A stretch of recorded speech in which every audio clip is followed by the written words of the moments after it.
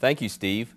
Today we get to meet Eric Summey, the President and Chief Executive Officer of the Northern Kentucky Convention and Visitors Bureau. Welcome to the show. Thanks, Lionel. Glad to be here. Tell us, if you would, a little bit about the Northern Kentucky Convention and Visitors Bureau. Well, the Northern Kentucky Convention and Visitors Bureau is charged with promoting tourism in Northern Kentucky, Campbell, Kenton, and Boone County. And our unit of measurement, I guess you could say, is hotel room nights and visitor expenditures.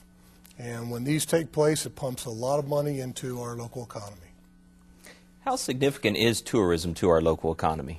It is very significant. I think it will surprise a lot of people in your viewing audience to see how substantial the numbers are.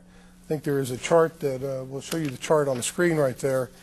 In 2011, the economic impact of tourism in those categories listed was almost $300 million. Wow, $300 million. That's significant to our economy here. Well, it is. And another thing, as you can see, it was up year over year. And, of course, tourism is discretionary spending, so it's a good sign for the economy. What are some of the most popular places to visit in our region? Well, there are a number of them. I mean, you can begin with the Kentucky Speedway, which is a tremendous attraction south of here.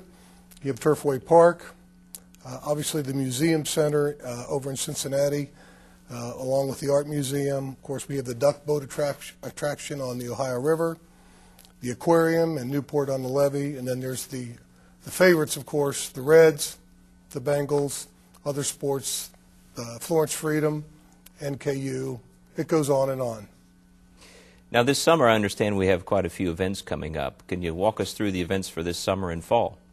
The biggest event, with no question, is the World Choir Games, which is coming the first 2 weeks of July. There are over 450 choirs from around the globe who are going to be entered in the competition, which is going to be held in downtown Cincinnati. But Northern Kentucky will see a great part of this business through hotel room bookings and over 20,000 spectators enjoying the attractions that we have in our region and in Northern Kentucky. This could be the biggest event we've ever had in our region. Any idea of the economic impact that will bring to this region? Well, there's been some numbers thrown about, but the last that we heard, it could be upwards of $75 million to our economy, regional economy, and economic impact for that 2-week period. Wow, that's really significant. So we should expect to see a growth in those revenue numbers again next year.